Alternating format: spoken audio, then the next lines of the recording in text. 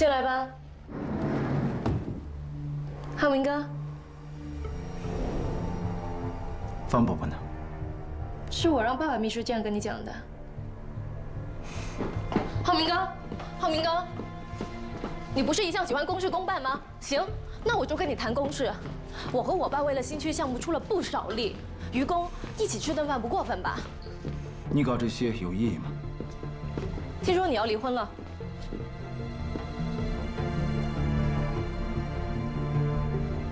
看来是真的。我听说他已经找了律师。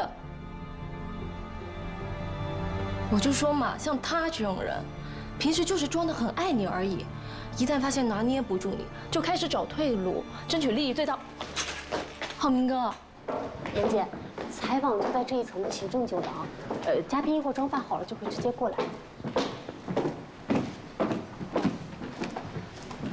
你什么时候才能看清楚啊？我才是最爱你那个。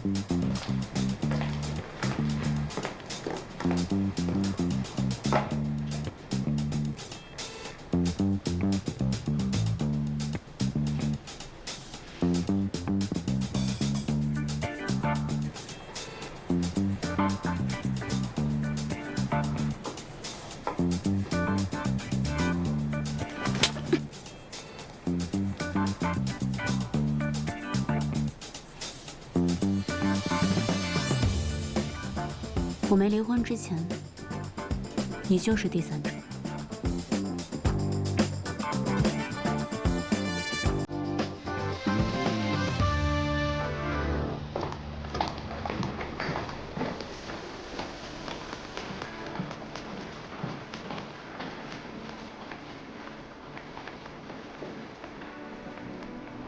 他凭什么打我呀？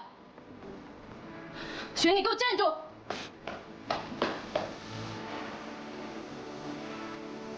他说的没错，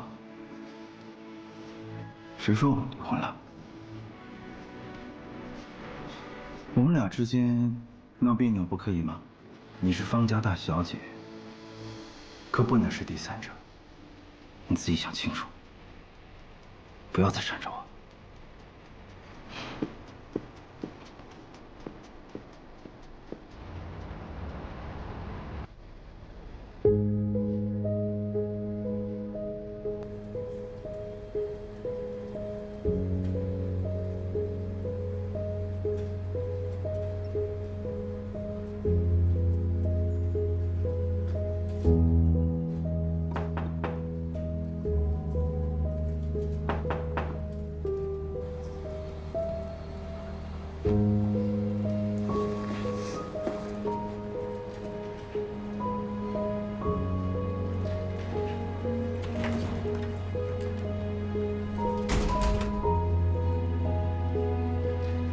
姐，最近在传一些风言风语，说你跟姐夫在闹离婚，主要大家都炸了锅了，就连领导都在偷偷打听这事儿。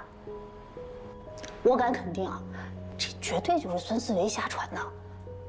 不过妍姐，你本来转晚间新闻主持人的事儿，这本来已经是板上钉钉的了，但是现在风向突然转向了孙思维。 而且说要改制，裁撤掉部分的节目，家宴的赞助商不知道怎么着也跟着瞎掺和。我听说他们私底下偷偷联系了孙思维团队。姐，真离了？哦，吓死我了！我就说嘛，你们感情这么好，怎么可能？ 但这夫妻之间偶尔吵吵闹闹的是很正常的，对吧？你别操心了，沈浩明离开后去见了方磊的父亲，因为他的新项目需要方府的支持，所以他尽可能给方磊条件，在他面前释放男性魅力，不仅关心他的身体，还送他回家。突如其来的示好让方磊瞬间陷入了恋爱之中，甚至在许妍面前秀起了恩爱。这一刻，许妍觉得自己像个背景板，她找到姐姐诉苦，说自己的丈夫好像变心了。之前两人之间无话不说，可现在两个人感觉像中间隔着一块玻璃，能看到彼此却靠近不了对方。他可能累了呢，对吧？今天好不容易我们两个聚在一起，不提他，喝酒。另一边，方磊陪着沈浩明签下了远航基金，沈浩明送他回家，方磊拉着他就要吻上去，而面对他的靠近，沈浩明并没有拒绝，只是面无表情地看着手机，直到助理打来电话通知他顺利和方家签约，这才露出了真面目。现在才是真正的尘埃落地，你表现得很棒，今年的年终奖你肯定非常满意。听完这些话的方磊才明白，这段日子沈浩明一直在利用自己，现在达到了他的目的，他就开始过河拆桥。可恋爱脑的方磊依旧抱着沈浩明不让他走，怎料沈浩明丝毫不留情，直接将他交给律师处理。你蓄意破坏这种家庭，你做的每一件事，说的每一句话，所有的证据和录音都在这儿，所以我想奉劝你，你还年轻，需要名誉的地方还有很多。其实，浩明跟浩辰根本不是亲兄弟，而是亲父子。方磊为了报复沈浩明欺骗自己的感情，将沈浩辰的真实身份说了出来。起初许妍根本不相信，认为方磊为了破坏他和沈浩明之间的感情编造出来的谎言，可方磊却能将其中的细节全部都说了出来。原来沈浩明在伦敦读书的时候认识了方磊的姐姐，两人很快就坠入了爱河。后来方磊姐姐意外怀孕生下了浩辰，但当时他们的年纪还小，所以孩子一生下来就被沈家接走。沈父担心未婚生子传出去不好，再加上知道的人不多，便对外宣称浩辰是他们的第二子。再后来方磊的姐姐因为潜水去世后，这件事就成为了永远的秘密，只有方磊、沈浩明和沈家夫妻知道。许妍听完后大脑瞬间宕机，她不知道方磊说的是真是假，而方磊接下来的话让许妍更是震惊。你生日那天，浩明在我家里，他应该没有告诉你我和他做了什么吧？听完这些的许妍强装镇定，表示她相信沈浩明，只要他没有亲口说，自己是不会相信方磊所说的一切。怎料方磊继续刺激许妍，表示浩明哥一开始就不是找老婆，而是一个能够印在结婚证上的名字。许妍更好在那个时候出现在他的视线里，既没有背景又好拿捏，还能帮助他的事业更上一层楼。虽然不是门当户对，但你也算聪明又有野心，最近当上主播，正好可以用来宣传他的事业，他的为人。回想着之前发生的一切，许妍开始慌了，一切都串联了起来。而看着许妍难以接受的表情，方磊继续刺激她，说她能考上新闻主播的位置，也是沈浩明在背后动用了很多关系。听完这些的许妍眼含热泪，整个人很是崩溃，以至于浩辰向她走来，她都不知道该怎么面对。回想起沈浩明跟她说的种种，她的内心开始动摇，但她还是想听丈夫亲口跟自己说这些。晚上回到家，许妍看着正在忙着做饭的沈浩明，直接说出了方磊告诉自己的事情。沈浩明听完后也不再装了，他坦白了沈浩辰是自己的私生子。为什么要瞒着我呢？我不是跟你说过，任何影响我们之间感情的话都没有必要说出来吗？那你打算要瞒多久？一辈子吗？你为什么要骗我呢？听着许妍说的这些话，沈浩明转身来到保险柜，拿出一叠资料，直接甩到桌子上，揭开了许妍的真实面目，并表示当初刚认识许妍的时候，她的外形和品质都是自己喜欢的，而且沈母是个极其挑剔的人，很少有女生会取得她的欢心，但许妍做到了。再加上许妍是个聪明且懂得忍耐的女人，如果她要找一个门当户对的真千金，可能他们不会容下浩辰，但有弱点的许妍可以。还有就是许妍有野心，可以助力自己的事业。我是骗了你，但难道我没有大方给过你任何的支持吗？在沈浩明心里，他们各需所需，不必抱怨。是自己帮许妍节目冠名当上新闻主播。当林涛闹事的时候，向银行领导施压，周泽远用身份要挟许妍，自己则调查罪证送他进监狱。沈浩明觉得他骗了许妍，所以愿意花钱买下他所谓的谎言，而他只希望许妍做个完美的妻子，助力他的事业，照顾他的家庭。而他作为一个丈夫，尽自己该尽的责任，祝许妍事业有成。听完这些的许妍一脸冷漠地看着沈浩明，觉得自己先前的爱恋和愧疚就像个笑话，但他还是问出了自己一直想要知道的问题：你有真的爱过我吗？从一开始知道你是骗子，我就不可能动心。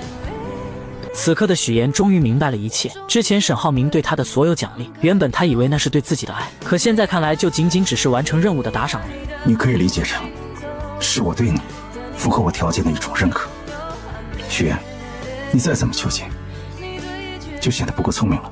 沈浩明也不再装了，直接跟许妍摊牌，两人各需所需。他需要有人帮自己照顾家庭、助力事业；许妍想要当上主持人，他们之间本就是利益共同体。而许岩也终于明白，为什么自己每做对一件事情，沈浩明都会挑选一些昂贵的礼物送给他。他本以为那是爱，却没想到那只是两方合作之间互惠互利的报酬罢了。听着沈浩明句句不爱自己的话语，看着桌子上的那一沓资料，许岩心如死灰地离开了这个房间。她漫无目的地走在大街上，回想起两人之间的种种，终于确定了丈夫对自己没有任何爱情。就在这时，沈浩明找了过来。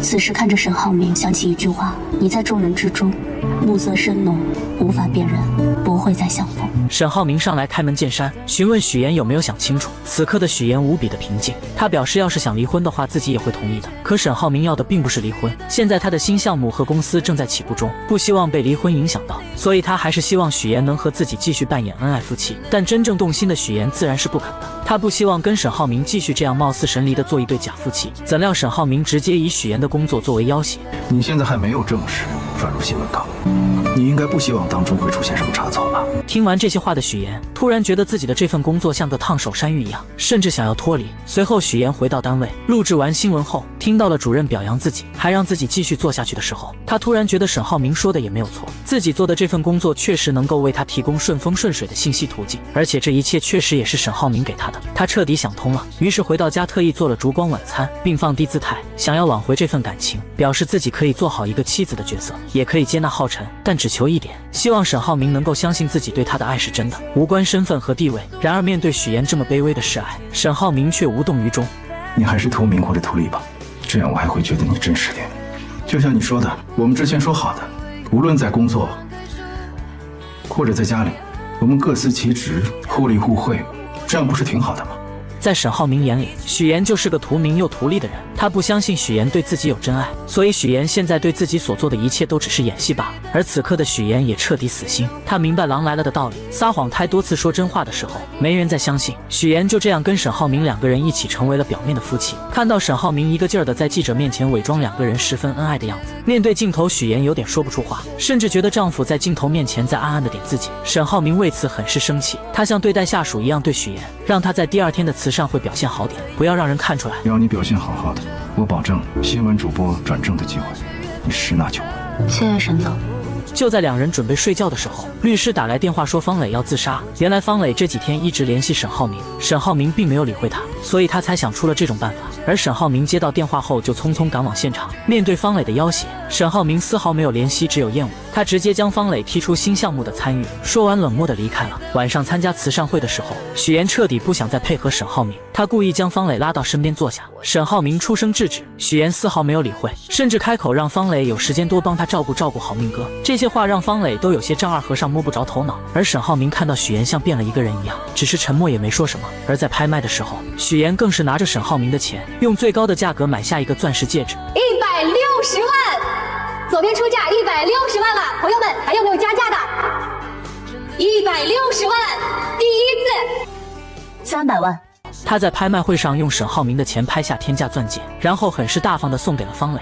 拍卖会嘛，争来抢去的，不过就是个由头，煽心为重，所以在这里呢，不会有什么好东西。许岩这番话看似是在说钻戒，实际上是在暗指沈浩明，老娘现在不爱了，他就是个不值钱的，让方磊随时拿走。而沈浩明第一次看到这样的许岩，一时间不知道该怎么办，只能默默任由他胡来。两人走在一起的时候，沈浩明警告许岩适可而止，但许岩丝毫不在意，还拿他曾经说过的话对了回去。大方点，你说的。无人知晓他内心的真实感受。次日夜晚，老家的平静被一则电视采访打破。姥姥在屏幕上看到了许岩参加那个项目开工仪式的身影，她站在沈浩明身旁，面容却显得异常憔悴，眼神中透露出难以掩饰的落寞与疲惫。这位自幼看着许岩长大的老人，敏锐地捕捉到了孙女脸上的每一丝细微变化，心中不禁泛起阵阵忧虑。他似乎从许岩那冷漠的表情中读出了这些日子以来孙女所承受的不为人知的痛苦与挣扎。与此同时，许岩正坐在新闻后台的化妆间内，对着镜子用卸妆水缓缓擦去脸上的妆容。随着妆容的褪去，他的眼泪也不受控制的滑落。自从向沈浩明坦白了一切之后，他便陷入了深深的迷茫与无助之中，未来的路该如何走，他一无所知。就在这时，姥姥的电话打了过来，如同黑暗中的一束光，给予了他一丝慰藉。妍妍，你最近过得好不好呀？为什么突然这么问？没什么，就是在电视里看到你好像不太开心。电话那头姥姥的声音充满了温暖与关怀，她的话语如同春风拂面，让许妍紧绷的神经得到了片刻的放松。姥姥提到了希望许妍能够好好照顾自己，还建议让沈浩明陪她去旅游放松心情。但许妍的心中却有着更为迫切的愿望，她想要回到姥姥身边，感受那份久违的亲情与安宁。姥姥虽口头上说自己过得很好，还催促许妍抓紧时间生个孩子，让自己能早日抱上外孙，但许妍知道这些简单的愿望或许已难以实现。回到家中，许妍的目光被冰箱里那瓶熟悉的桂花酱吸引，那是姥姥亲手制作的，承载着无数温馨的记忆。她本想取出一小勺回味那份甜蜜，却不慎失手，将瓶子打翻在地，桂花酱洒了一地，如同她此刻破碎的心情。次日清晨，许妍决定即刻启程回家看望姥姥。然而当她踏进家门，迎接她的却是空荡荡的房间和紧闭的门扉。正当她疑惑不解时，邻居来到了家中，告诉许妍发生了什么。哎呦，妍妍，你可算回来了！昨天晚上你姥姥晕倒了，我们赶快给她送县城医院了。许妍顾不上多想，立刻驱车前往医院。在病房里，她看到了昏迷中的姥姥，心中充满了自责与愧疚。母亲告诉她，姥姥是间歇性脑缺血发作，幸好送医及时，才没有造成更严重的后果。此刻姥姥需要的是静养与陪伴。在许妍的坚持下，她留了下来，独自一人守在姥姥的病床前，看着这位唯一疼爱自己的人躺在病床上，生命如此脆弱，许妍的内心充满了前所未有的悲伤。她认为这一切的不幸都是因为那些无法言说的谎言所导致的。在这一刻，她终于下定了决心，要与沈浩明离婚，彻底结束这段充满谎言与痛苦的婚姻。夜幕降临，医院里一片宁静。谁让你回来的？醒了。许妍意外地发现姥姥竟然醒了过来，她看着眼前的孙女，眼中满是慈爱与关切。许妍向姥姥倾诉了自己的打算，想要在荆州为姥姥购置一处郊区的房子，让她搬来同住，以便更好地照顾她。但姥姥却看出了许妍的真正意图，她虽然感激孙女的孝心，但更希望许妍能够过好自己的生活，不要因为自己而耽误了前程。她习惯了乡下的宁静与自由，不愿成为孙女的负担，于是便想着让许妍回去，不要耽误了她自己的工作和生活。而另一边，沈浩明在公司里得知了许妍打算离婚的消息，心中五味杂陈。现在是他转正的关键，为了那个岗位，他努力了很久。他不会放弃这个机会，更不会放弃现在拥有的一切。沈浩明很是自信，他认为现在是许妍转正的关键时期，为了那个岗位他努力了很久，不会轻易放弃这个机会，更不会放弃现在拥有的一切。但很快就被打脸了。晚上，许妍直接拿着离婚协议来到沈浩明面前。这一刻，许妍不再害怕沈浩明的威胁，也不怕被戳破谎言，宁愿净身出户也要离婚。我们离婚吧，不要你一份财产。一旦离婚，你现在享受的豪车、别墅、司机、保姆、奢侈品，以及跟沈家所有关系的资源，跟你一点关系都没有。本来就不属于我，而且我现在不需要了。许妍终究还是提出了离婚，谁知沈浩明为了维护自己在公司的声誉，竟用他的事业作为要挟。然而许妍根本不怕，他直接给方磊打电话，利用激将法让他说出浩辰是沈浩明儿子的事，然后录音，以此来威胁沈浩明答应。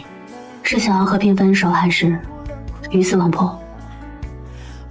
你来决定。沈浩明从来没有想过许妍是爱他的，在他眼里，许妍是因为名声接近自己，认定他既图名又图利。他永远都不会知道，许妍是因为那瓶桂花酱和那个卡通的创可贴而爱上的他。许妍离开沈家后，再次找到自己之前的房东，租到了自己刚来荆州时租的房子。看着眼前熟悉的一切，此刻的他心里无比的轻松。他终于不用伪装自己，不再害怕被人揭穿谎言，大大方方的活出自我。另一边的沈浩明也没想到许妍会如此决绝，他拿出一幅画挡住了和许妍的婚纱照。隔天，许妍找离婚律师商量离婚事宜，没想到却被孙思维看见。刚才那个男的他是律师吗？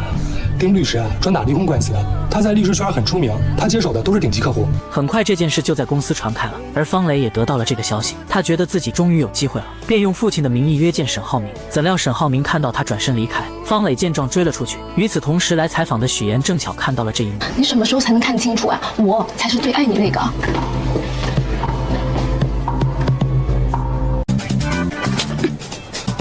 我们离婚之前，你就是第三者。许妍的这一巴掌真是打在了我的心巴上。方磊本以为许妍提出离婚自己就有机会了，可沈浩明根本不喜欢他，就算是离婚了也不会跟他在一起。另一边，许妍回到公司后，因为离婚风波传得沸沸扬扬，主任将他叫了过去，声称有人举报他在家庭背景上撒谎了，想要知道到底怎么回事。许妍没有解释，直接提出辞职。现在的他不只是不想要工作了，甚至连沈浩明也不想要了。许妍如释重负地走出公司，然后来到沈家，向公婆坦白了一切。我这么喜欢你，这么信任你，你怎么能骗我们那么久？婆婆在意的一直都是许妍这个人，对于许妍的欺骗，她内心是纠结的，而公公则在意的是他们的离婚会不会影响到公司的声誉。许妍听完后承诺，在手续办出来之前，对外她都会说去创业了。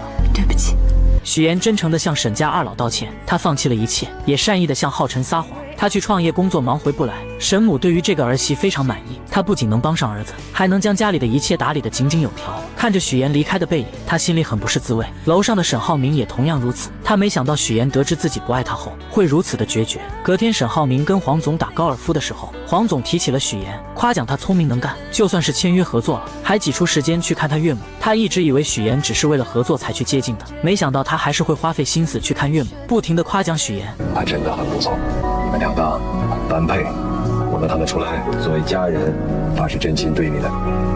此刻的沈浩明会不会后悔呢？晚上，沈浩明回忆着他和许岩之间的点点滴滴。许岩帮助他完成合作，又帮他挡了老吴那一刀，这些举动都在表达着许岩是真心爱他的。他的内心无比纠结。而自从许岩离开沈家后，沈家就乱成了一锅粥。反应最大的就是浩辰。不吃了，一点也不好吃。我想吃嫂子做的龙井虾仁儿。他要创业，每天工作很忙，不能天天给你做饭。他创业就不能回来住吗？肯定是你惹他生气了，你还不承认？浩辰离开后，婆婆也没有了胃口，因为她早已习惯了许岩做的饭菜。沈浩明将一切都看在眼里，却假装在饭桌上吃得很香，结果父亲也叹气地离开了。此刻的沈浩明这才意识到许岩在这个家里的重要性。另一边，在出租屋的许岩正在修水管，可他修理了半天也不见好，维修的人员也一直没来。正巧于一鸣过来帮他修好了。许岩一直以为于一鸣还喜欢自己，便明确说明自己不喜欢他。于一鸣明白他的意思，表示喜欢他的是18岁的自己，现在的他已经放下了，而且还喜欢上了乔林。原来两人在长久的相处下渐渐喜欢了上彼此。就在这时，沈浩明以送离婚补充协议的名义来找许岩。离婚补充协议书，给你看一下。我知道了，签完字我会闪送给你。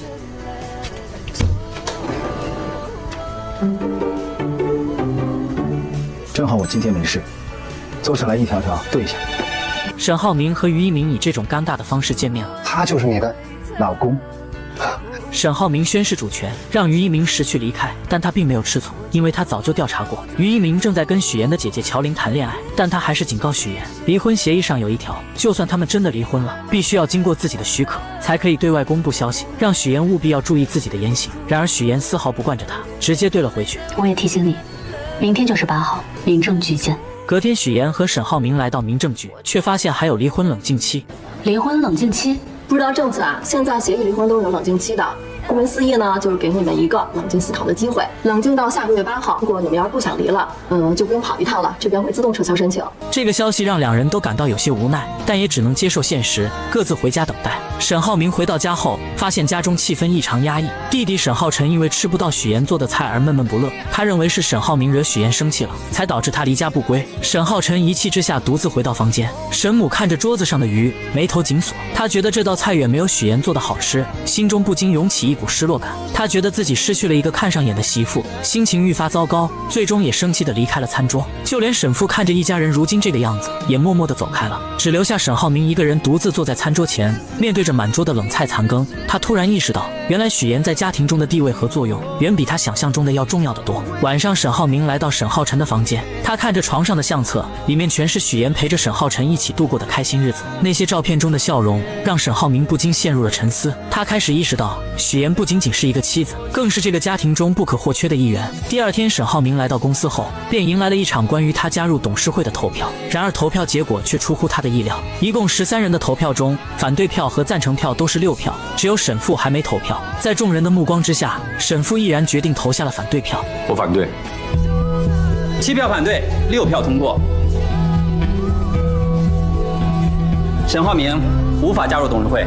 等到沈浩明跟着父亲来到办公室之后，沈父才说起了真正的原因。原来沈父之前在门外意外地听到了股东们对沈浩明的评价，他们认为沈浩明在英国留学期间私生活混乱，之所以能进入公司，完全是靠父亲的关系，因此他们不想让一个私生活不检点、靠关系上位的人加入董事会。随后沈父又说起了沈浩明在留学期间留下的种种问题，以及因为无法与门当户对的人结婚而引发的家庭矛盾。他甚至指责沈浩明欺骗父母有关许岩家庭的情况，导致现在家庭关系紧张，婚事也未能妥善处理。沈父越说越生气，他对沈浩明的表现感到极度失望。去长安县，把子公司工程延期的那个事情给我搞清楚，不弄清楚就不用回来。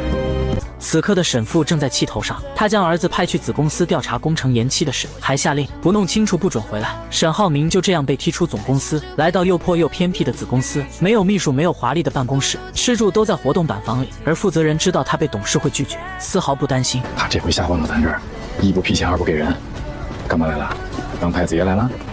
明摆着就是个弃子。另一边的许岩求职过程很不顺利，找不到合适的工作，只能应聘主播带货。而让他引以为傲的播音腔，在老板眼里就是笑话。你这是播新闻呢，还是带货呢？你这么播不行啊！你要想留住人，你说话得有力度，你语言得有爆发力，你得燃起来吧，观众。为了保住这份工作，许岩开始跟着老板学习直播技巧，没日没夜的学习带货话术，还在家里练习了许久。可第二次试镜的时候，还是不能让老板满意。无奈之下，老板只能让他先去做主播。主播在那边介绍产品，他就不停的吃东西，吃到快要吐了也要忍住。可即使这样，还是不尽人意。要是跟人互动啊，就知道吃，吃也行，把自己塞得跟猪似的。吃相呢？那你是不是得吃得美，吃得香，这样才能勾起那个直播间下单的欲望？这么简单的事儿你做不好，我真不知道你是怎么当上那个什么那个新闻主播的。直到第4次，他才终于成功，懂得跟观众们互动，知道该怎么推销产品。与此同时，乔林在刷视频的时候，无意间刷到了妹妹的直播，于是他通过于一鸣要到了许岩的地址。来了后才得知许岩和沈浩明正在闹离婚，在许岩口中了解到沈浩明做的所有事，替妹妹打抱不平。但一开始的确是我做错了。许岩现在想清楚了，沈浩明不是他想要的人，现在他只想尽快把婚离掉，不想再有任何欺骗，也不想再和沈浩明有任何瓜葛。可姐姐心疼他这样太辛苦，比直播苦的工作多的是了，而且我觉得我现在过得很坦荡，不像之前那样随时害怕被揭穿，清醒胆战的过日子。自许岩与沈浩明分道扬镳后，两人各自踏上了艰辛的奋斗之路。许岩投身带货主播行业，每日面对形形色色的挑战，从选品策略到直播技巧，从与供应商的周旋到与观众的互动，每一步都凝聚着他的汗水与智慧。而沈浩明则踏上了前往成安县工地的征途，他的任务是深入调查工程延期背后的真相。初到工地，沈浩明便被这里杂乱无章的景象所触动，钢筋随意堆放在露天场地，经受着风吹雨打，表面已开始出现锈迹。显然，这样的存储方式极易导致钢筋氧化，影响工程质量。随着时间的推移，沈浩明逐渐与工人们建立了信任。在一次次的闲聊中，他从工人们的口中得知了更多关于工程延期的细节。在建的楼房中，窗户尚未安装，内部材料毫无保护措施，一旦遭遇雨季，后果不堪设想。除了天气因素外，管理上的疏漏材料的不当存放以及施工标准的缺失，都是导致工程进度受阻的重要原因。面对这些问题，沈浩明决定采取行动。他召集了所有工人，首先亮明了自己的身份与来意。客套话我就不多说了，我这次来这儿主要是调查我们工程延期的问题。随后详细列举了他在工地中发现的种种问题，从钢筋的锈蚀到楼内材料的保护，从施工标准的缺失到管理上的漏洞。沈浩明深知，如果这些问题不解决，工程将无法通过验收，更无法按时交付。于是他果断提出了返工的要求。然而这一决定并未得到所有人的支持。带头的小包工头首先提出了异议，他声称公司目前资金紧张，无法支付返工所需的费用，要求沈浩明先解决资金问题，工人们才愿意继续工作。同时他还强调自己只是按照公司的要求施工，对于工程质量问题并无直接责任。面对这样的回应，沈浩明并未动摇，他敏锐地察觉到工人们施工质量的低下以及缺乏统一标准的问题。为了激励工人们提高施工质量，沈浩明提出了签署个人合同的想法。他承诺，只要工人们能够按照标准施工，保证工程质量，他将亲自监督工资的发放，确保每个人的劳动都能得到应有的回报。然而这一提议却遭到了小包工头的误解，他认为沈浩明此举意在挖角，试图将他的团队纳入麾下。面对误解，沈浩明耐心解释，他强调自己的目的只有一个，那就是确保工程的质量和进度，同时保障工人们的合法权益。为了打消工人们的顾虑，他还特意准备了一袋子现金，表示每天工作结束后，工人们都可以到办公室领取当天的工资。这一日结工资的承诺瞬间点燃了工人们的热情，他们纷纷表示愿意与沈浩明签署合同，重新投入到工作中去。就在小包工头准备抗议并带领部分人离开时，沈浩明一个电话便叫来了一大批新的工人。在沈浩明的带领下，工地上的各项工作开始有条不紊地进行起来。回到办公室后，沈浩明并未放松警惕，他向工程负责人询问了工程延期的具体原因。负责人解释说，材料和人工的涨价是导致工程进度受阻的主要原因。然而沈浩明却有着不同的看法，他认为材料和人工的涨价只是表面现象，真正的原因在于工程的多次返工，浪费了大量的材料和人力。他还暗示这其中可能存在着不为人知的利益输送。3天，就3天时间，把整个项目初始到现在，所有采购的报价、实际支出、员工工资，整理一遍给我。与此同时，另一边的许岩也在为自己的事业奋斗着。他成功申请成为了单独直播间的主播，开始了自己的带货之旅。在一次直播中，陈琳偶然刷到了许岩的直播间，并将这一消息告诉了沈浩明。于是当沈浩明看到直播间里的许岩正在热情地推销无骨鸡爪时，他的目光被一个疯狂下单的观众所吸引。查看头像后，他发现这个人竟然是沈浩辰。于是一场无声的较量在直播间里悄然展开。沈浩明也加入了疯狂下单的行列，与沈浩辰争起了榜一大哥的位置。然而最终还是沈浩辰更胜一筹，稳稳守住了榜首。这50、70、100的，这好几百单了，能吃完吗？搞批发的？你管他是不是搞批发的呢？这就是他直播间的金主爸爸，妥妥的榜一大哥。许岩从未料到，在直播间里那个疯狂下单、占据榜一大哥之位的温暖的港湾，其真实目的竟是为了与他见上一面。面对这份突如其来的关注，许岩内心五味杂陈，本打算婉言拒绝这份不期而遇的邀约。然而直播公司的老板却极力劝说许岩把握住这次机会，认为这或许能为他的直播事业带来新的突破。在工作的重压与老板的期许下，许岩最终无奈妥协，接受了与榜一大哥见面的提议。约定的日子如期而至，许岩踏入了一家静谧的咖啡店，心中暗自揣测着即将见面的榜一大哥会是何等模样。他原以为会是一位中年男士，却不料被告知并不是他。正当他四处张望，心中充满疑惑时，一个熟悉的身影悄然出现在他的身后。嫂子，竟然是沈浩辰。原来沈浩辰因长久未能见到许岩，心中思念难耐，无奈之下才想出了这个别出心裁的办法。榜一大哥，温暖的港湾。我们老师教我的，家就是温暖的港湾。你们老师说的对。晨晨，直播间里下单的钱哪儿来的？他借助阿姨的手机，以榜一大哥的身份在许岩的直播间疯狂下单，只为能引起他的注意，进而获得一次见面的机会。阿姨得知此事后，出于对许岩的关心与帮助，也欣然同意了这个计划。然而当许岩得知真相后，却并未因此感到开心，反而觉得这份见面方式过于刻意。他执意将下单的钱转给阿姨，并明确表示不希望沈浩辰在任何的直播间下单。面对许岩的坚决，沈浩辰只得坦白，那几百单的无骨鸡爪，他已悉数送往了沈浩明经常捐助的福利院。这份善举让许岩对沈浩辰的印象有所改观。沈浩辰趁机提起，自从许岩离开后，沈浩明一直陷入深深的困苦之中。他看得出哥哥对许岩的思念之情，他恳求许岩能够回家，重新回到沈浩明的身边。然而许岩却只是默默聆听，未做任何回应。沈浩辰也补充道，沈浩明因工作原因出差去了外地，家中只剩下他一人，倍感孤独。还记得我的手机号码吗？记得就可以打电话给我。如果你想我的话，打电话给我，我就来接你，想去哪儿玩都可以。次日，许岩如往常一样开始了他的直播带货。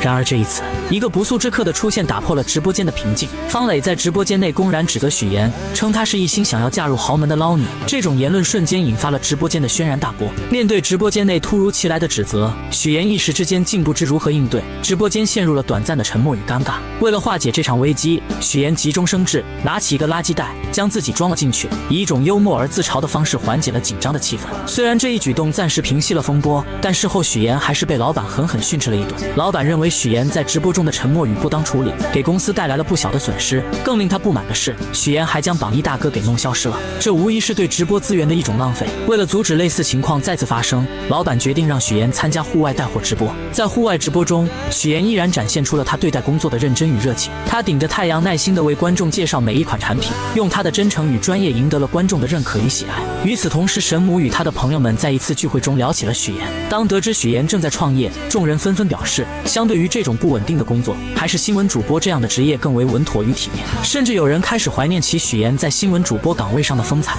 就在这时，方磊再次出现在众人面前，他热情地邀请各位阿姨参加一个活动，却没想到这个心怀不轨的女人竟然将众人带到了许岩带货的现场。阿兰，是我眼花了吗？那个女孩是妍妍吗？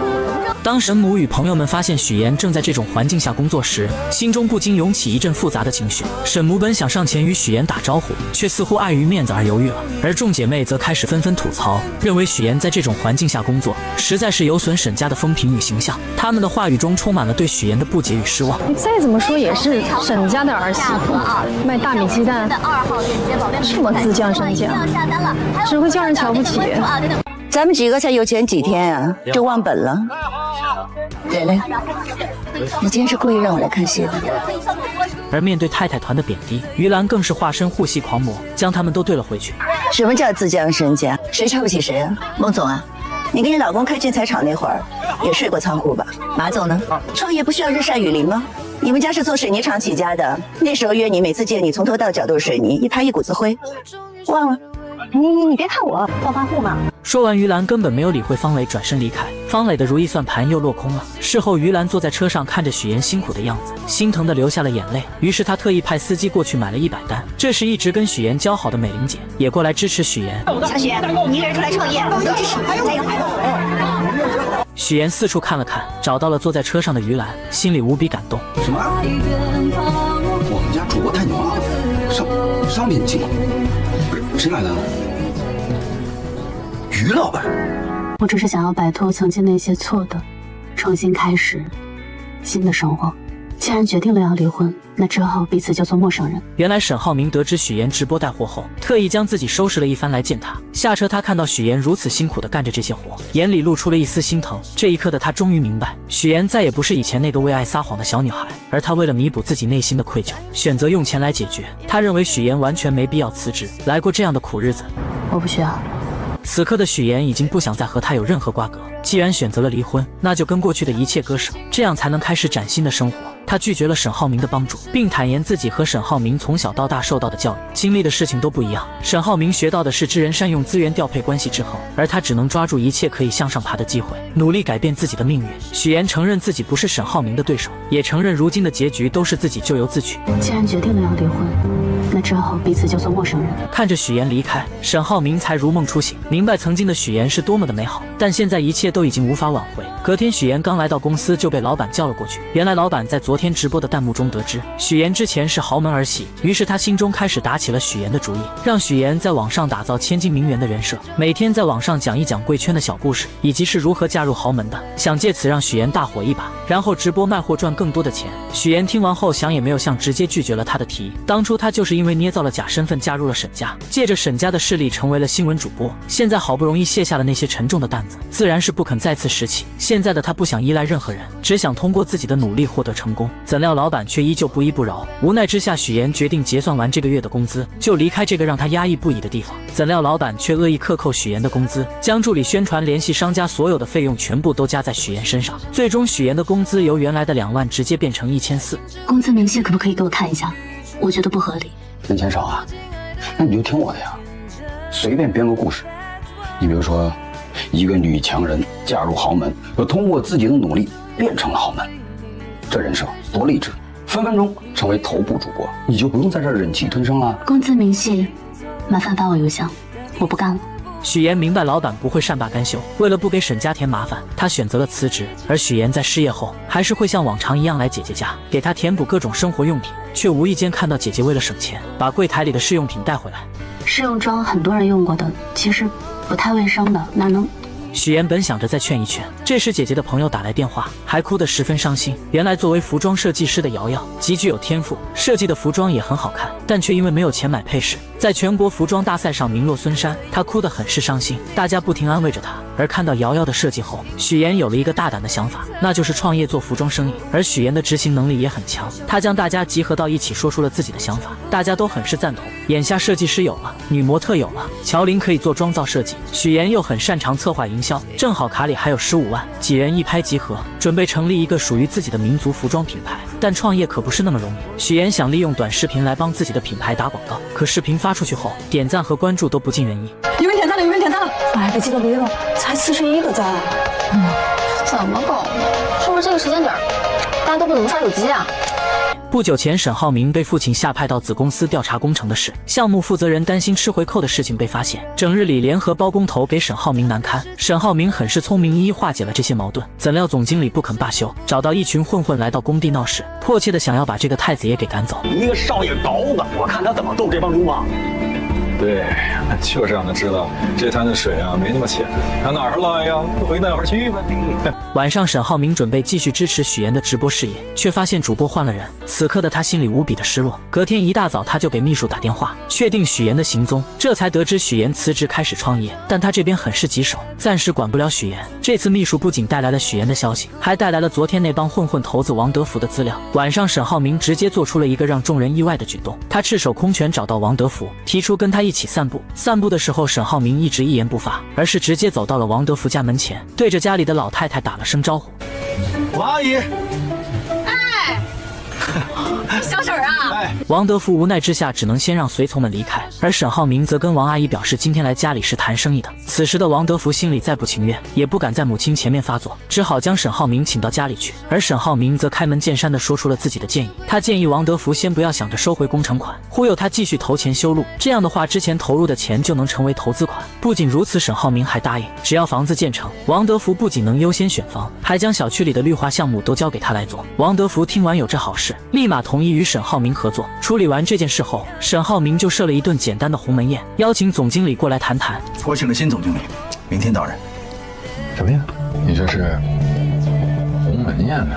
接着沈浩明又给了他一击。这段时间他查过账本后，发现上面的亏空全都进了总经理的口袋，说着还甩出几张他联合赌石老板吃回扣的照片。利用职务的便利，非法侵占公司的资产，数额巨大的，处3年以上10年以下有期徒刑；数额特别巨大的，是10年以上。总经理被吓得顿时腿软了，但沈浩明却给了他机会，只要他说出背后在金达集团的保护伞是谁，就放过他。很快，沈浩明就将名单交给了父亲，他也成功回到了总部工作。殊不知，名单上的曲总早已察觉到危机，他派人调查沈浩明的婚姻情况，想要一举扳倒沈家自己上位。另一边，许妍的服装创业不尽人意，乔琳在回家的路上意外遇到了自己的前男友，前男友自认为乔琳这次就是跟他闹矛盾，他们还是可以和好，可乔琳早就跟他说清楚了，他们俩已经没可能了。就在两人纠缠的时候，于一鸣来了，他站在乔琳面前，坚定地让男人不要纠缠，并说出了那句一直都没有说出口的话：我喜欢他。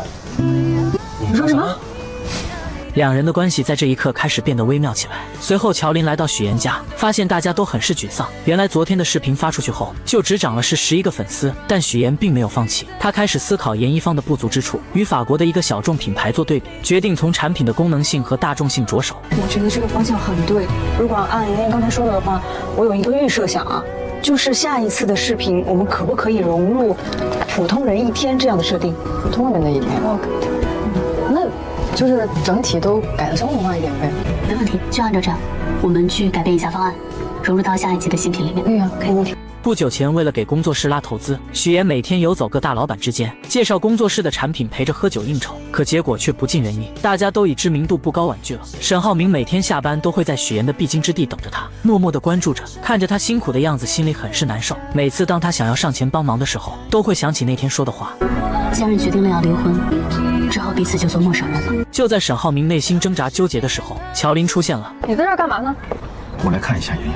乔琳一直想给妹妹讨回公道，她看到沈浩明后，说起了他们两人之间的事情。虽然许妍有做错的地方，但她沈浩明也不是完全无辜。当初两人之间被揭穿后，许妍很是努力的想要挽回这段感情，可沈浩明却不相信她还利用她。但凡他对许妍好一点，也不会变成现在这种样子。既然当初那么决绝，那么今天就没必要这么假惺惺的。沈浩明听完后并没有生气，表示自己现在是真心想帮许妍的，希望乔琳能帮自己劝一劝。乔琳二话不说就拒绝了。我们妍妍现在1分1毛都不会再用你的了，要不然赶紧走吧，以后也别再来了。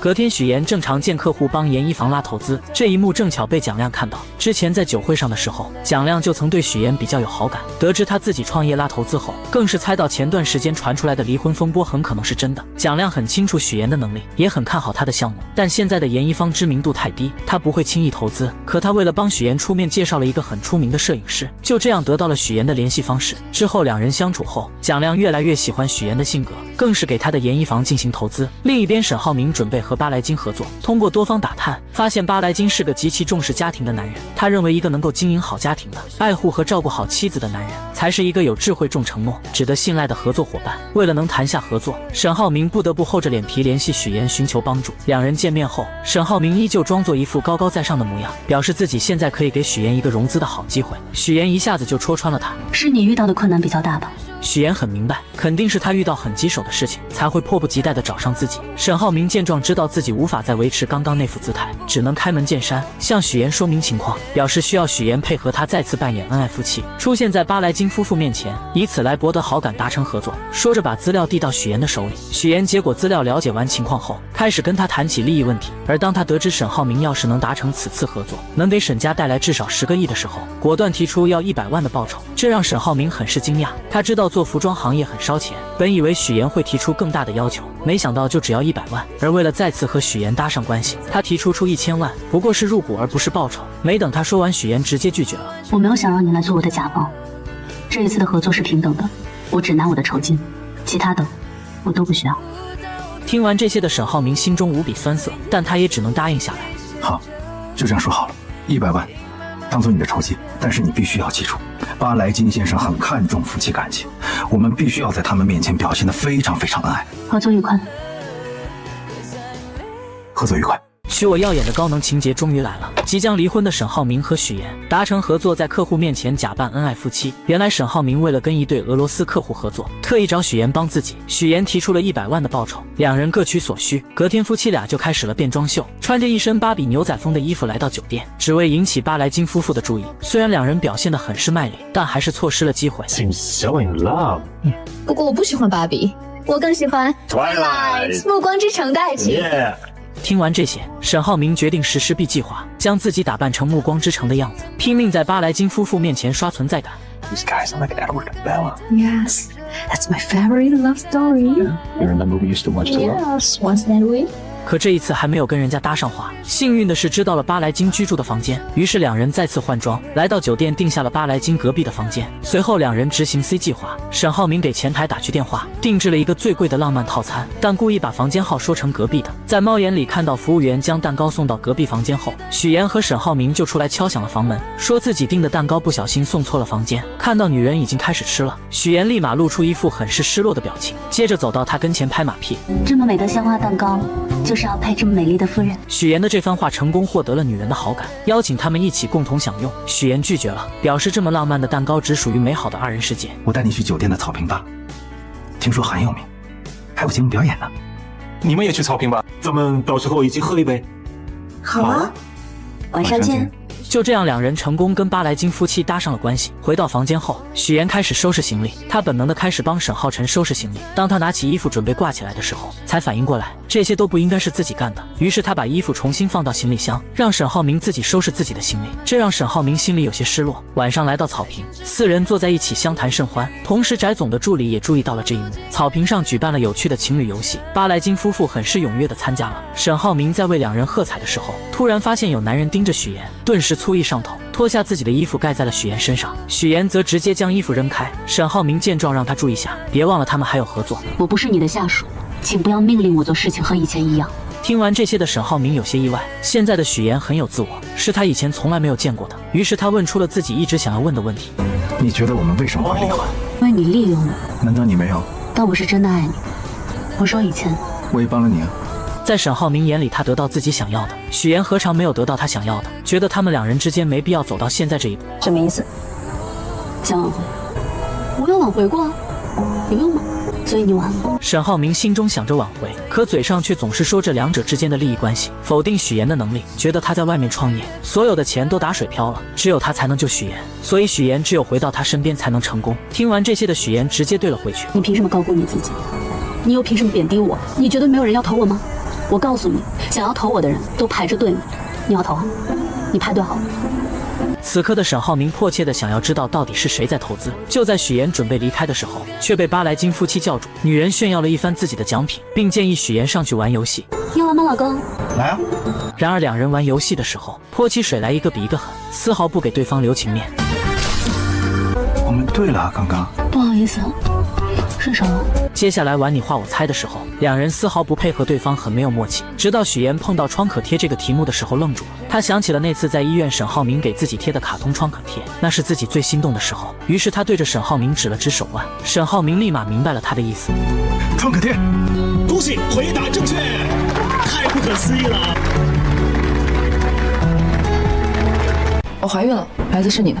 我本来是打算去打掉的，但医生说，如果我这次打掉孩子，以后就不可能再生了。我们都分手一段时间了，怎么可能？那个时间我只跟你有过。沈浩明终于敞开心扉，跟许妍讲述了他和方瑜的故事。原来许妍和沈浩明跟巴莱金夫妇告别后回到房间，许妍很是疑惑，他为什么不通过金达集团和巴莱金正式接洽，反而要费这么大功夫？是公司出了什么事情了吗？沈浩明听见后笑了笑，他如实的说出了自己在公司里的现状。其实他并不受沈父的信任，董事会的人面上看似很尊重自己，私下却十分不服气，所以他现在还不是董事会的人，根本不能用集团的名义来接洽巴莱金，因为国外板块一直都是金达的弱项，只要自己和巴莱金达成合作，就能成功进入董事会。虽然许妍能明白他进董事会的心，但他很不理解为什么沈父会不信任沈浩明。沈浩明见状表示，当初自己未婚生子，坚持把浩辰带回家抚养，跟父亲产生了很大的分歧，并没有把许妍的原因说出来。而当沈浩明说完这些后，许妍还是问出了自己一直想要知道的事情。你可以跟我说说关于浩辰妈妈的事情，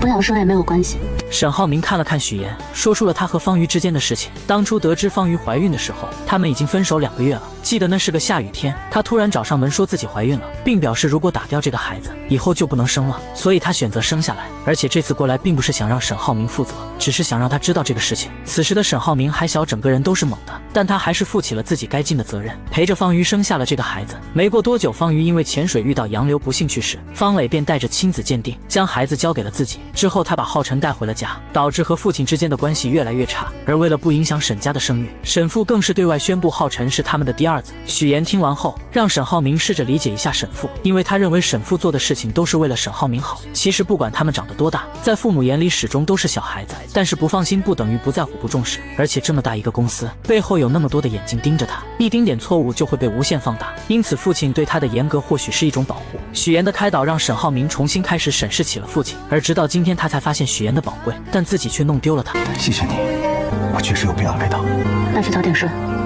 两人在准备睡觉的时候，沈浩明真的很想搞清楚谁给许妍投钱了。他不停地举例着自己周边的人，许妍就是晾着他不说。我的事情你不要管，你也没有权利知道。不要老是问这样的问题，注意你自己的位置。晚安。就在两人聊天的时候，殊不知背后却有人盯着他们。翟总为扳倒沈家上位，特意派商业间谍来打探许妍和沈浩明有没有离婚，想让他拍下两人闹离婚的证据。怎料这个人却是个傻的，他拿着相机爬到树上，没想到却被树下的农药毒到掉了下去。不死心的他趁许妍和沈浩明出去，想要趁着客房服务混进去，没想到却一头撞到了门上。好不容易费了9牛2虎之力进去拍了照片，没想到准备离开的时候，许妍和沈浩明回来了。没办法的他只好躲在衣柜里。明天早上他们就离开了。但是我要提醒你，既然已经做了这么多的准备，那就要选一个恰当的时机，不要太着急的去谈生意上的事情。好的，谢谢你。你不用谢我，我们是按合同。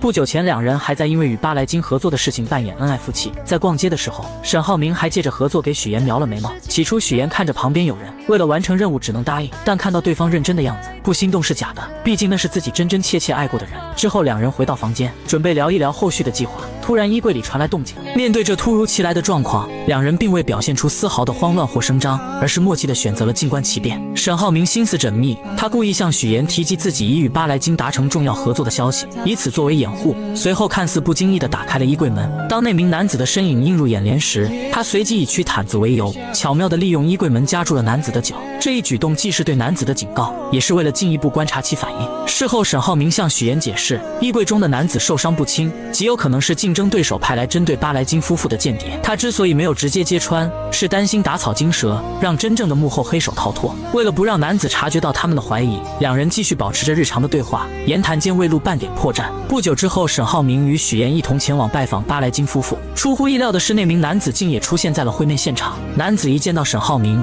便立刻换上了一副热情洋溢的面孔，主动与众人攀谈起来。他故意提起许妍与沈浩明最近传出的离婚风波，以及许妍辞职投身直播带货行业的决定。对于这些敏感话题，许妍早有准备，她从容不迫地解释道，自己辞职是为了创业，直播带货只是初步尝试，失败后她便转而创立了研一方。男子见话题未达预期效果，便又拿出了自己偷偷拍摄的照片，照片中许妍与沈浩明分床而睡，似乎印证了离婚的传言。面对这一证据，沈浩明不慌不忙地解释，昨晚他们玩了一个泼水游戏，由于配合不够默契，两人互相泼水，结果闹了点小别扭，这才导致了分床而睡的情况。若要人不知，除非己莫为。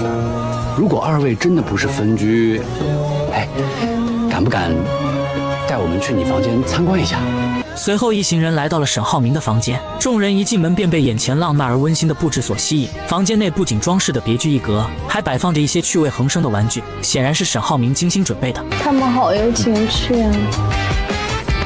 抱歉，破坏了你精心准备的惊喜。男子见状，心中暗叫不妙，但仍不死心，又拿出了二人在家中争吵的画面作为证据。然而沈浩明与许妍却镇定自若地解释，那只是许妍在做瑜伽，而他在一旁打电话，根本不存在争吵的情况。男子见无法再找到破绽，只好尴尬地提出晚上请众人吃饭以表歉意。晚餐时分，男子再次发难，他指出许妍未戴婚戒，这一细节立即引起了巴莱金夫妇的好奇。就在许妍一时语塞之际，沈浩明深情地望向他，坦言两人之间确实存在一些小矛盾，他做过许多让许妍伤心的事，但回想起许妍在他工作繁忙时给予的支持，照顾他的父母，帮助他的弟弟，甚至在他事业上遇到困难时出谋划策，他深刻意识到许妍在他生命中的重要性。虽然此刻他们是在演戏，但这些话却是沈浩明的真心话。说着，他从口袋中掏出了许妍的婚戒，单膝跪地请求许妍的原谅。那下次不能这样。肯定不会。这一幕深深打动了在场的每一个人，许妍眼中闪烁着泪光，她接过婚戒，并在众人的见证下深情拥吻。这一举动彻底打破了外界关于他们离婚的传言，也让巴莱金夫妇对这对夫妻有了更深的认识。经过这段时间的相处与考验，沈浩明终于赢得了巴莱金的认可。在巴莱金离开之际，他宣布沈浩明的公司正式进入了候选名单，这意味着他们将有机会获得巴莱金集团的重要合作项目。沈浩明也有机会能够进入董事会了。随着一切尘埃落定，许妍向沈浩明表达了自己准备回去的打算。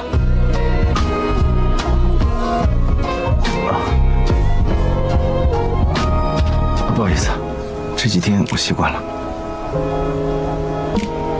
这个习惯可以改掉。啊，你这个大摇头，万年不变。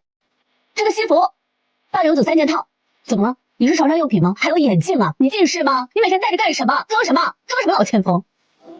即将离婚的许妍和沈浩明再也不装了，开始吐槽起对对方的不满。原来沈浩明在送许妍回去的路上，许妍还是忍不住把蒋亮是投资他的人说了出来。沈浩明听完后觉得蒋亮就是一个花花公子，全都是靠他姐姐懂什么投资。许妍看到他这副看不起人的样子，顿时怒火上头，但他还是很耐心的解释，承认自己昨晚说有投资人是骗人的，可人家蒋亮也是看了他们最新一期的视频才开始确定的投资的。真的是好演技啊！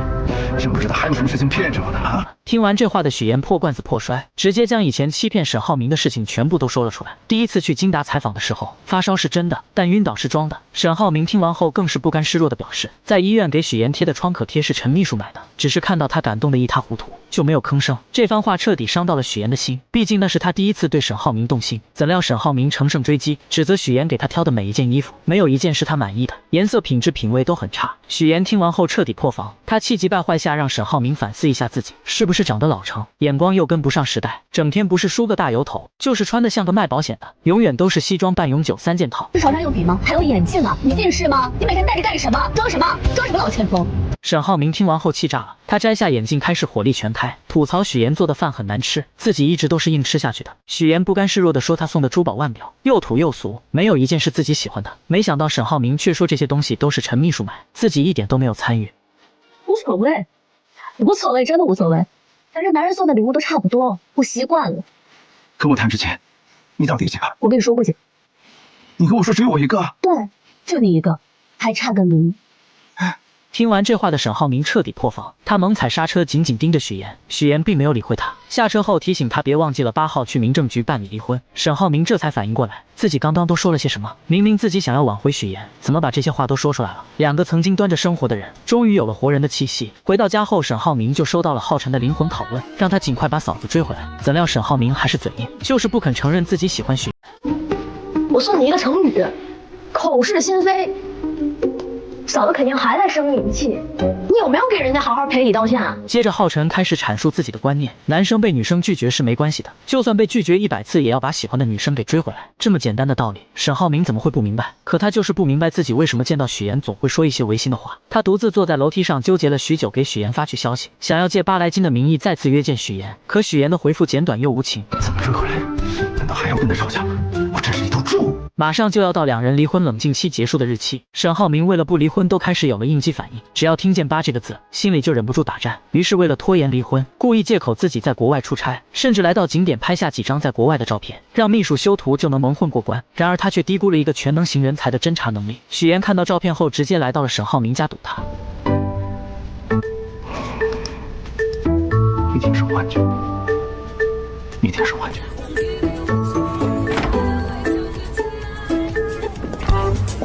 你不是在俄罗斯吗？为了不和许岩办理离婚，沈浩明可真是用尽了手段。他先是谎称自己去国外出差被许岩戳穿，接着又是装病，来到医院将全身都检查了一遍，来拖延去民政局的时间。我建议要先从头开始查，先从耳鼻喉眼科开始。行。随后许岩陪着沈浩明在各个检查室里来回穿梭，而沈浩明为了拖延时间，更是磨磨蹭蹭，一直到最后的检查项目，沈浩明在厕所整整待了半个小时，还是许岩实在忍不住上去将他叫了出来。现在4点55了，5点半就下班了，来不及了。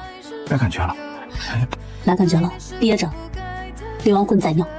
等两人赶到民政局，却被工作人员告知系统已经关闭，办不了。要想离婚，也只能再次提交申请，等到下个月的8号再来。沈浩明听完心中很是窃喜，而许岩则恨不得将他暴打一顿。隔天，蒋亮以投资人的身份约许岩出来，两人来到一家电影陈列馆，馆内陈列着大量的拍摄道具。蒋亮表示这个是一家私人博物馆，是他朋友开的，而他是这里的超级贵宾，每当他想安静丝毫的时候都会来这里，没有人会打扰他。接着又讲起了自己小时候的故事，为的是激起许岩的同情心，让他注意到自己。可他的如意算盘很快被另一个女孩揭穿，为了不让许岩误会，他只好找个借口把女孩支走。另一边，沈浩明独自喝酒解闷，方磊得知后找了过来，并告诉他，现在圈子里传得沸沸扬扬的，说许岩正跟蒋亮打得火热。他着急找下家呀。许岩是我爱人，管住你的嘴。你还护着他，他就是把你当成一个有钱的冤大头，你还护着他。沈浩明，你真的应该好好看看他有没有给你戴过绿帽子，还是说绿帽子你早就戴习惯了？方磊本想着刺激一下沈浩明，没想到人家连看都不看他一眼，恼羞成怒下，直接拿起酒杯泼了过去。你打我呀！你怎么不打我呢？你打我呀！就在这时，韩律师找了过来，将方磊给扛走了。沈浩明很是烦闷，喝醉酒的他来到许岩家楼下，却看到蒋亮对许岩表白。吃醋的他立即走上前宣誓主权，接着追着许岩来到了电梯，准备跟着上去，没想到却被许岩拦在外面。我听到你拒绝了蒋亮，你还跟他说我们之间的问题是可以解决的。可以解决，就是离婚。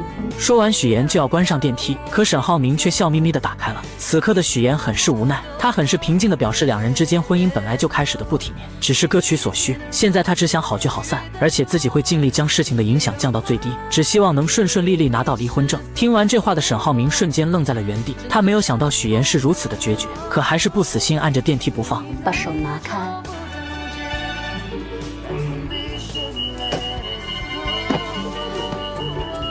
不要这样公共资源。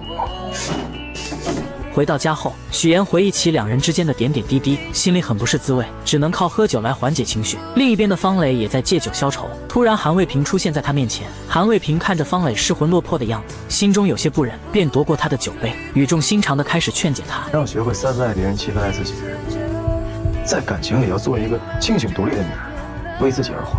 可此时的方磊早已陷入了对沈浩明的执念中无法自拔，认定自己只爱沈浩明一个人。就在这时，韩卫平突然靠近他并吻了上去，两人就这样半推半就发生了关系。事后两人坐在窗边，韩卫平看着方磊，心疼他这么多年来一直追着沈浩明，可人家却娶了别人，看都不看他一眼。如果有机会搞垮他，你感兴趣吗？你为什么会说出这种话？因为你。隔天，韩卫平来到公司，以见沈浩明为借口，从陈秘书手中顺利拿到了公司战略合作计划。随后来到楼梯间，迅速拍下了照片。那么他这么做的目的到底是什么？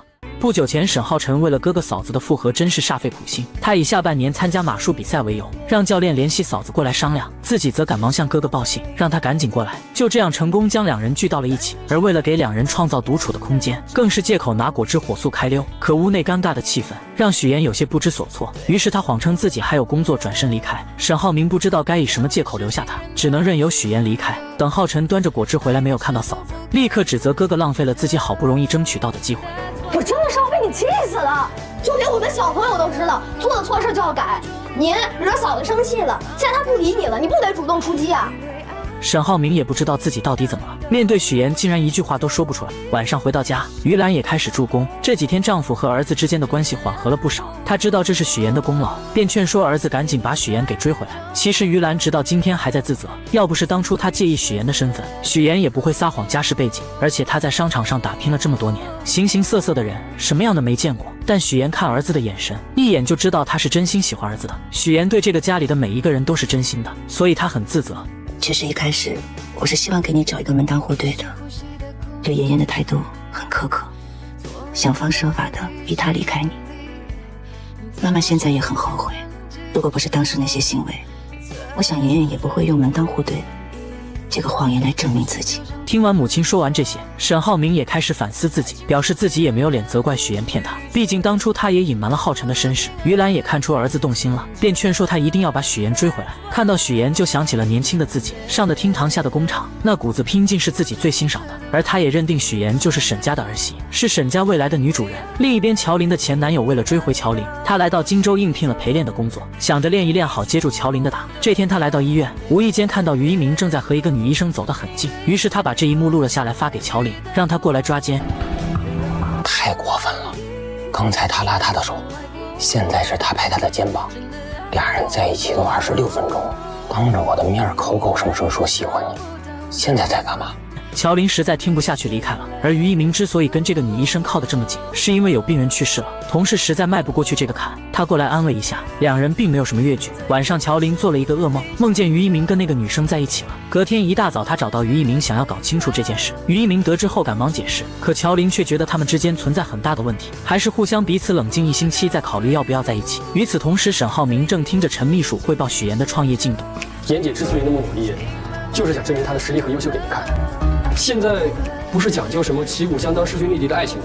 像妍姐那样的独立女性，她肯定希望闯出一番事业再回到你身边。陈秘书的这番话将沈浩明忽悠得一阵暗爽，他开始向陈秘书取经，怎么挽回许妍。陈秘书指导他去找许妍身边的朋友帮忙，最好是男性，因为这个时候男性往往更同情男性。于是沈浩明找到了于一鸣，两人可谓是难兄难弟，一个在分手冷静期，一个在离婚冷静期，可真是有了共同话题，最终达成一致战线，帮助对方渡过难关。乔琳不理我，你可以帮我找他；许妍不理你，我可以帮你说上话。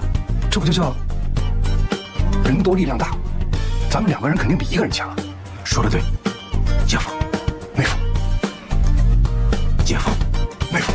许妍怎么也没有想到沈浩明会和于一鸣联手攻略她们2姐妹。俗话说3个臭皮匠顶个诸葛亮，那么2个臭皮匠想出来的办法自然也听不了什么用。原来沈浩明为了挽回许妍，听从陈秘书的话寻求于一鸣帮忙，而于一鸣正巧也因为乔琳的事很是头疼，2个同病相怜的人就这样凑到了一起，互相帮助彼此渡过难关。沈浩明甚至将希望寄托了到了恋爱指南上，看着书上的心灵鸡汤津津有味，一旁的于一鸣更是拿出电脑随时标记书中的重点部分，甚至做了一个 PPT， 真是一个感念一个真感激。现在道理是有了，但具体怎么实施却是个难题。就在2人纠结的时候，许妍发来语音消息：明天有空吗？我们咖啡厅见，浩辰学校的事。就在沈浩明准备回过去的时候，于一鸣立刻制止了他，表示不要明天，就今天直接去家里。沈浩明二话不说，直接来到许妍家。许妍看到他来很是惊讶，两人约的不是明天吗？沈浩明赶忙表示自己正在附近谈合作，谈完有空就过来了。许妍很是无奈，但也只能让他进来。刚进来，沈浩明就发现许妍准备了满满一桌子菜，以为有男人趁虚而入。这时许妍将浩辰老师发过来的信息转发给沈浩明，这让沈浩明找到了理由。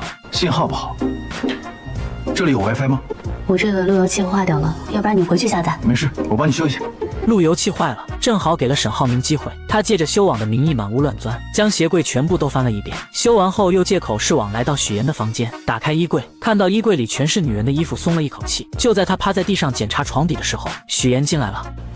找什么呢？床下、床上的信号都很好，看洗手间。这番操作让许妍有些疑惑，可沈浩明为了搞清楚许妍请客的人是男是女，便又借着换窗帘磨磨蹭蹭直到晚上，但许妍丝毫没有留他吃饭的意思。就在他准备离开的时候，门铃突然响了。终于来了。你说什么？我说客人来了。沈浩明一脸严肃地打开房门，门外的人看见是他后全都傻眼了。可沈浩明很是厚脸皮的，将自己当成了男主人，将大家请了进来。在此之间，许妍欲言又止，每当他想跟沈浩明说话的时候，都被他给巧妙躲过。乔琳询问妹妹到底怎么回事，许妍只好把今天沈浩明来了后所做的一切都说了出来。买这么早？行，成全他。哎，别管了，看我的。刚坐下，乔林就阴阳怪气地说，死前任总是阴魂不散给自己发消息，烦死了，话里话外都在阴阳沈浩明。而沈浩明虽然听明白了，但为了留下来一直装傻充愣，因为他想起了于一鸣说的话，只要自己不尴尬，尴尬的就是别人。既然决定追回许妍，那就要厚脸皮一点。我们来玩个游戏吧，你们用4个字来形容一下前任，怎么样？那我先来啊。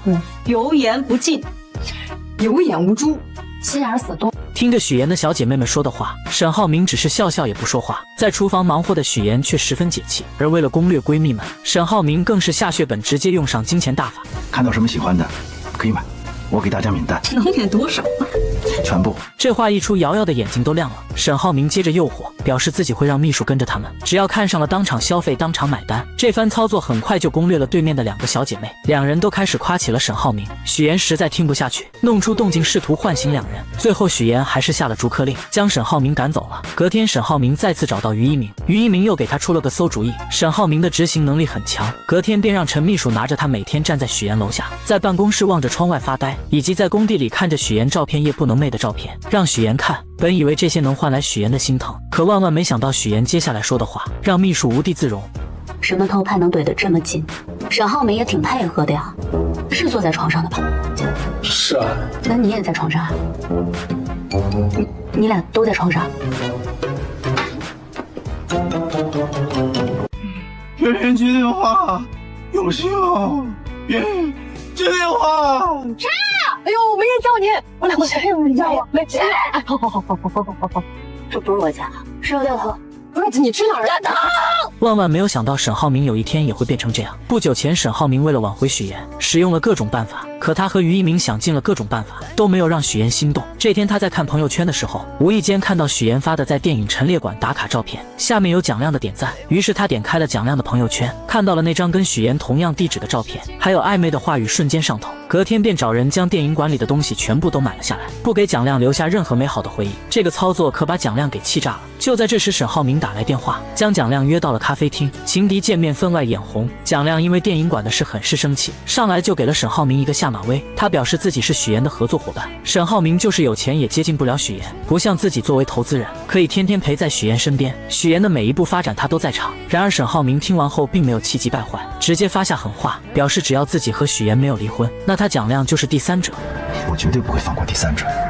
沈浩明警告完蒋亮后就回到了公司，却突然收到巴莱金先生的文件。巴莱金表示在正式签约前还要再对沈浩明进行3个月的考察，在此期间不能出现任何风险和暴雷。您跟妍姐离婚这事儿能不能想办法再拖一拖？没办法的沈浩明只能找乔林帮忙，可乔林一直都站在妹妹这边，声称许妍的态度就是他的意思，他不会帮沈浩明。沈浩明见状很是真诚地表示自己已经试过了各种办法挽回许妍，上个月为了不离婚还想尽办法拖延，这是他从小到大第一次东躲西藏，也是第一次这么害怕失去一个人。他真的不想跟许妍离婚，可即使如此，乔林也做不了妹妹的主，还是没有帮沈浩明。而看到乔林不愿帮忙，沈浩明只能先完成于一鸣的嘱托。他告诉乔林最近于一鸣的状态很不好，天天菜饭不思，一心想着怎么才能让他消消气。怎么跟他在一起啊？同病相怜嘛。我是真没想到你能跟于明待在一块儿啊！像那个倒数第一跟倒数第二互相帮忙，你也是真没辙了呀。最终乔林还是心软了，透露许妍明天会在公司假扮，但蒋亮也会在。沈浩明听完后整个人都不好，隔天买好甜品来到了公司，之后便赖着不走，盯着两人不让他俩有任何的亲密接触，甚至在蒋亮发表自己的观点时，上前直接反驳了他的观念。在经营公司上，沈浩明比蒋亮强的不止一点。蒋亮在商界一直都是个花花公子，靠着他姐姐一步一步走到今天，所以他的有些观念还是不如沈浩明。此刻的许妍也没有闹脾气，而是专心听着沈浩明传授的经商之道。最后一个建议，将来无论是我、蒋总，或者是更高阶的人给到你建议，你可以监听，但是千万不要尽信。最终的决策是自己的判断力。我知道了，知道就好。看到许妍认真听取了自己的建议，沈浩明很是得意地坐在沙发上，还给了蒋亮投去了一个挑衅的眼神。许妍走后，两人之间的火药味十足。晚上，于一鸣再次找到乔林，这次的他准备很是充分，买了许多彩妆送给乔林，还做了攻略，一一跟乔林介绍化妆品的用处和适合他的口红。乔林听着他的介绍很是惊讶，没想到于一鸣会去了解这些。因为你喜欢，这样以后我们就有更多的共同话题，你也不会嫌弃我。这番话彻底感动了乔林，两人终于化解了之前的矛盾，在一起了。日子看似平静，背地里却暗流涌动。沈家的对手翟总为了不让巴莱金和沈浩明合作，派商业间谍调查沈浩明和许妍离婚或者感情破裂的证据。3番5次的失败后，将所有的希望放到了沈浩明的律师韩卫东身上。不管你用什么方法，方磊也好，你在律师圈的人脉也好，3个月之内必须拿到他们离婚或者感情破裂的证据。记住，千万不要让你干爹失望。如果这2条路都行不通，严一方也是另一个办法。但许妍的研衣房在蒋亮的投资下越来越步入正轨，设计出了许多好看的款式。许妍忍不住将这些喜悦全部都分享给了姥姥，甚至还给姥姥做了几身衣服。姥姥，您仔细看啊，我们这衣服上面全都是纯手工的，您肯定懂，一针一线，这都是非遗文化。许妍与乔林一同出现在姥姥面前，通过视频通话，将研一方精心制作的新款服饰逐一展示给屏幕那端的老人。许妍还特别提到自己亲手为姥姥设计缝制了一套专属服饰，这份心意让视频那头的姥姥笑得合不拢嘴，直称自己是研一方最忠实的满级铁粉。在一片欢声笑语中，姥姥带着满足的笑容结束了通话。然而挂断电话后的许妍心中却泛起了层层涟漪，她深知姥姥总是以笑容掩饰着对她的思念与牵挂，即便心中渴望相聚，也总是担心自己的到来会打扰到孩子们的工作与生活。这份深沉的爱让许妍更加坚定了要在荆州站稳脚跟，为姥姥创造一个温馨舒适的晚年生活环境的决心。命运似乎总爱在不经意间设置考验。正当许妍与团队紧锣密鼓地筹备着新一批成衣的入库工作时，一场突如其来的意外打乱了所有计划。送货车在前往仓库的途中突发故障，停在了半路上。面对即将到来的滞留金罚款和紧迫的时间限制，许妍迅速联系了冠冠，说明了当前的困境。冠冠虽即刻着手安排救援车辆，但修好故障货车至少还需3-4个小时，时间紧迫不容拖延。就在众人焦急等待之时，沈浩明意外地出现在了公司。沈总，这么慌张，是发生什么事了？妍姐出事儿了。他的车坏在半路上了。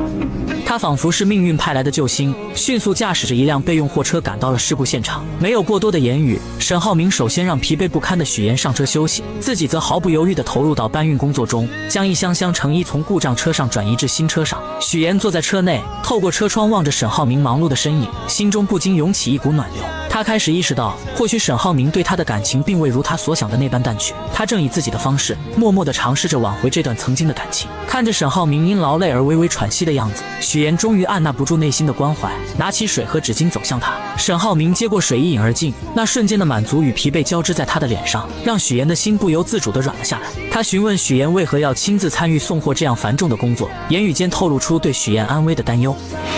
第一批货嘛，我不想有任何意外，所以就亲自过来验收，要去看一下下一批货的情况。